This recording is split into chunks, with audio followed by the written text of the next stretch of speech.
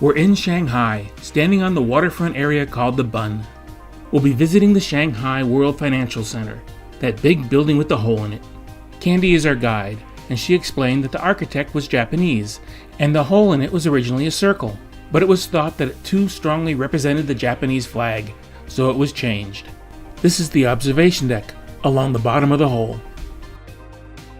In the 1840s, China was forced to relinquish control of certain sections of the city to the British, Americans, and French.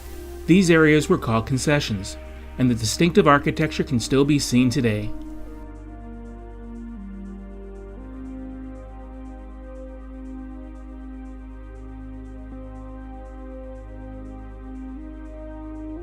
The city has grown very quickly. The area we're standing in with all the skyscrapers was still farmland only 40 years ago, but is now home to the second tallest building in the world, the Shanghai Tower.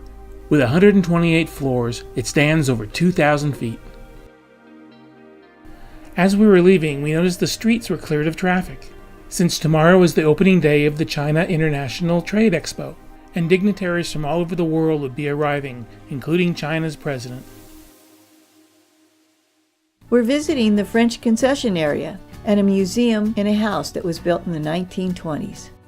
Most of the houses of this era were built in the Shukeman style of architecture, which is a mixture of Western and Chinese styles, specific to Shanghai.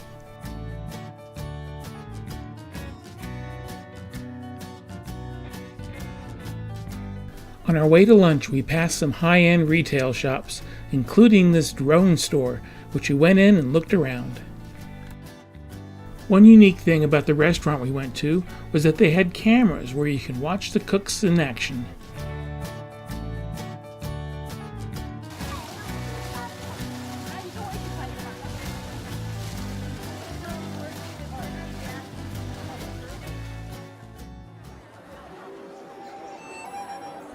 In the middle of Shanghai are the Yuyuan Gardens, also known as the Yu Gardens. And this area here, the Yuyuan Bazaar, a modern shopping village made up to look like traditional Chinese architecture. The only original building here is the tea house, surrounded by a water garden.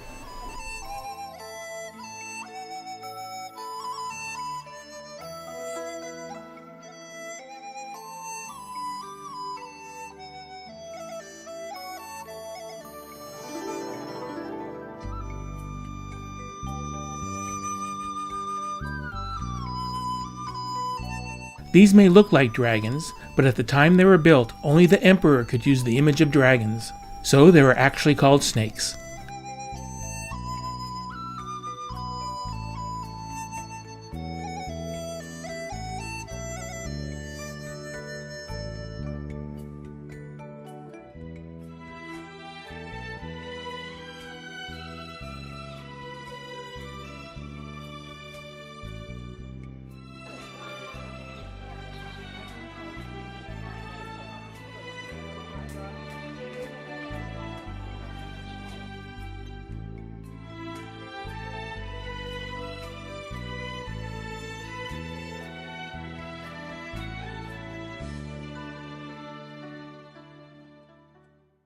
Tonight we're planning on going to the acrobat show, and then seeing the light show at the Bund.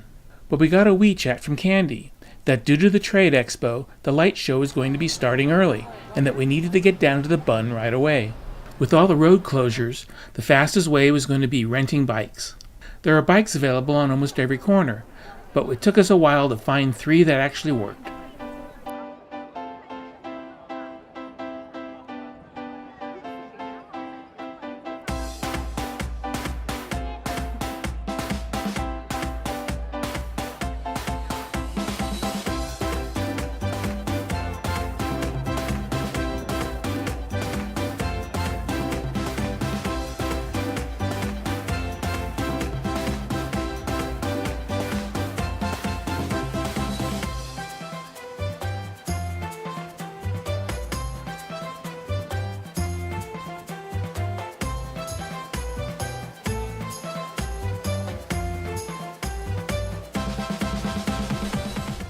Time got away from us, and we were rushing to catch the show. As soon as we entered the theater and sat down, the lights went out and the show started. Today we're driving to Suzhou, one of the many water towns along the Yangtze River. And our first stop is Tongli Ancient Water Town.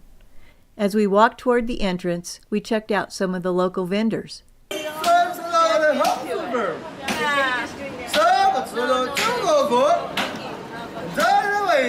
I'm assuming if he had a pot of boiling water under him, he'd be making noodles. It's a little early for lunch, but whatever this guy's cooking, it must be popular. I thought this was an interesting medallion depicting dragons. Oh, I mean snakes. Well, we're here to take a canal tour on one of these traditional bamboo longboats.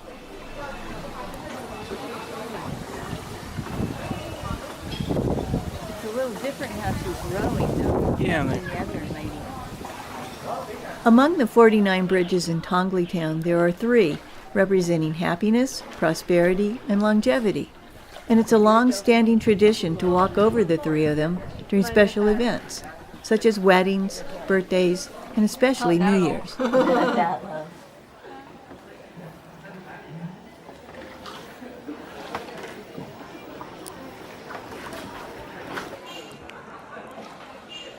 We were surprised to see, even here, that the local fishermen still use cormorants.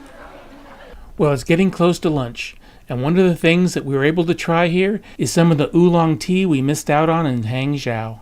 We also ordered this jug of 90-proof rice wine, saving half of it for later.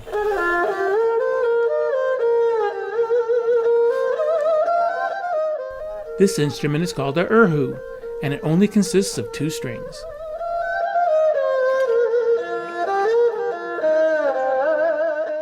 We also saw some women in native costumes who were preparing for a wedding. After lunch, we went to a museum of marriage, which had displays of some traditional wedding gifts.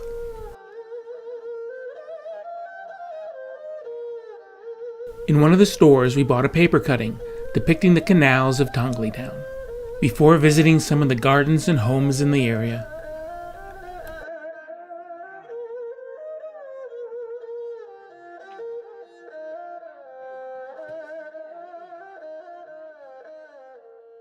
The Paymon Gate was one of the main gates to the city and sits on the main canal encircling Suzhou, and is now part of the Paymon Gate scenic area. As you enter the park, you see a pagoda. It is one of the oldest pagodas in Suzhou, built in the year 247. And yes, this is a Venetian gondola, a gift from Venice, since they consider each other sister cities because of the number of canals. The Paymon Gate is estimated to be 2,500 years old, and consists of both a gate that blocks the roadways and a water gate to control the canal traffic.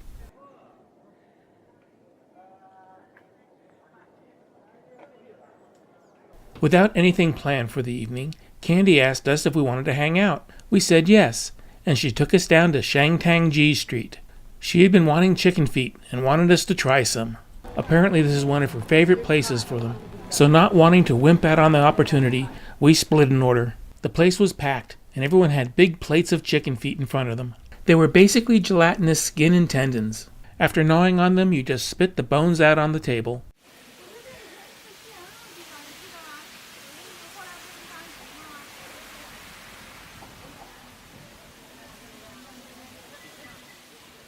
It was a wet, rainy night, so after walking around a bit, we called it an evening and headed back to the hotel. Our day starts off with a 25-minute rickshaw ride down Pingjiang Road on our way to the humble administrator's garden.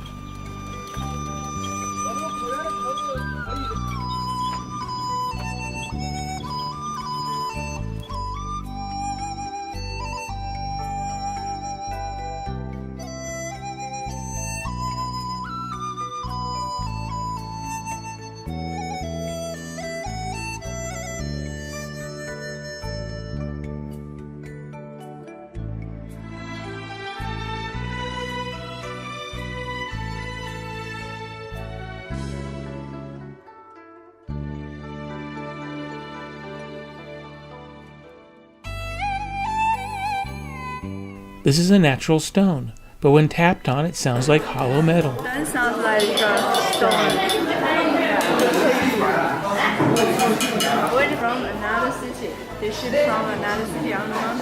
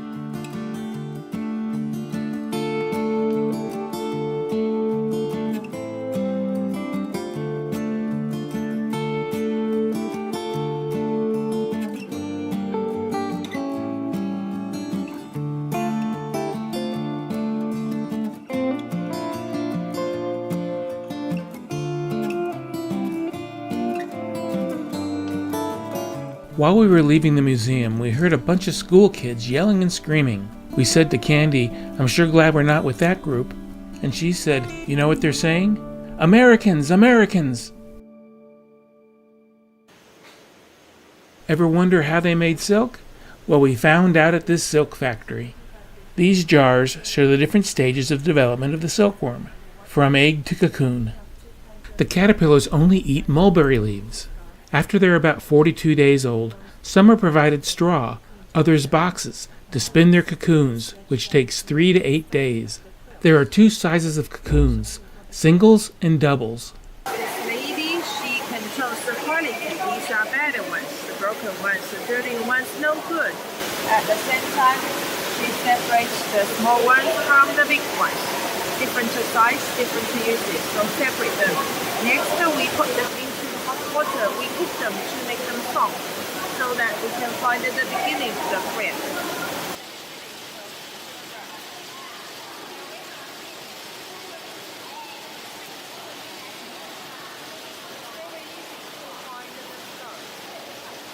Each cocoon consists of 1 long fiber, and 8 of them are spun together to form a thread.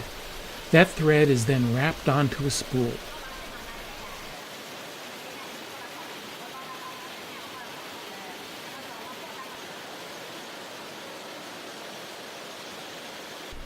Here 3 spools of the silk are wrapped together to form a thicker thread, before being mounted into the loom.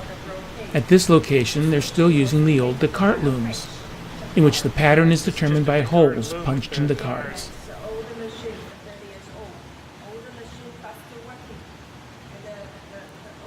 These are bigger cocoons.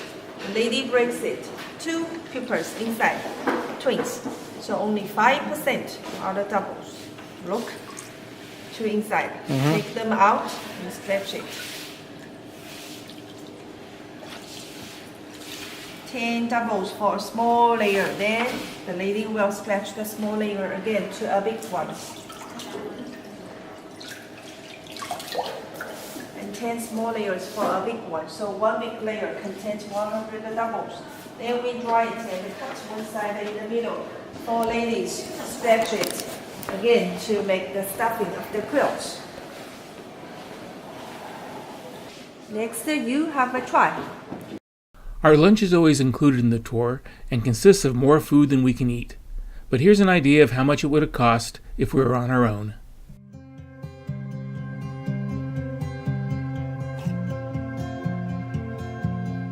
With some extra time, Candy takes us to an area called Tiger Hill. Tiger Hill got its name from a legend that dates back to the year 496 BC. In that legend, King He Lu died in a war and was buried on top of the hill. 3 days after the funeral, a white tiger came and sat upon the grave, as though protecting it. From that time on, it was known as Tiger Hill. In the temple, Candy gives us her interpretations of the meanings behind the Buddha statues. And the right side are always holding a ball, something like a ball. Every time they're holding a lotus flower, because lotus, which means purity, and so it's guidance guiding you to the heaven after you die, after people die. So it's guidance and the boss, Sakramuni, and the messenger. They're always like this.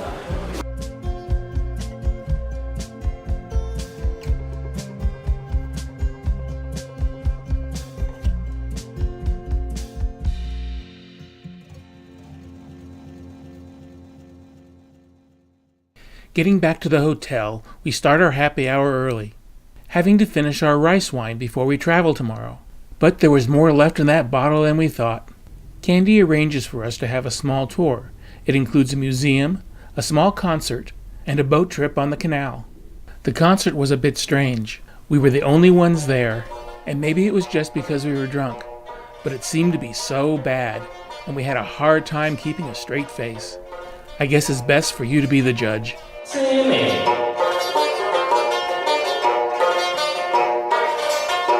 说明说景深温不为，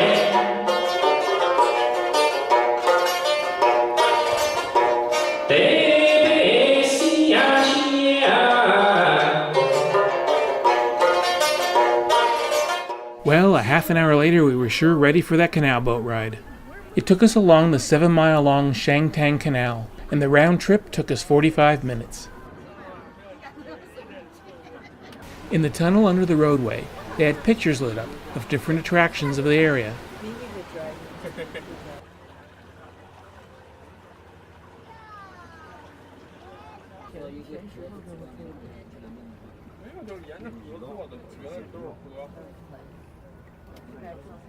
Once we returned back to our starting point, Candy took us to one of her local favorite restaurants, where she ordered us a late-night snack of some plum juice, spring rolls, a fried dough stick, sort of like a donut, and some dumplings.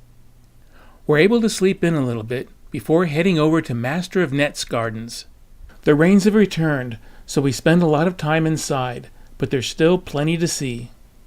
This was built as a private home for government officials, but it got its current name when one of the residents, in a moment of frustration, declared that he'd rather be a fisherman than a bureaucrat, and changed the name to Wangshi Wang, meaning fisherman's garden. With the rain coming down, Candy searched the internet for something else to do. She came up with the Suzhou Embroidery Institute, a place she's never been before. Candy got us permission to go into the workshop, where there were about 10 middle-aged women working on current projects. We were amazed at the detail that went into the embroidery. Each project took anywhere from 3 months to over a year to complete. They used very fine silk, splitting each thread as much as 48 times, and many of them are created so you can view the design from both sides. As you walked around the finished products, it was like the light would be hitting the actual landscapes, highlighting different areas. It's our last meal in China, and Candy takes us to a place to have shabu-shabu, a type of hot pot, where tasty morsels of vegetables and meats were placed in a spicy sauce. It ranked up there with one of the better meals we had. Well, we're back at the Shanghai airport, saying a fond farewell to China, catching our late-night plane to Cambodia.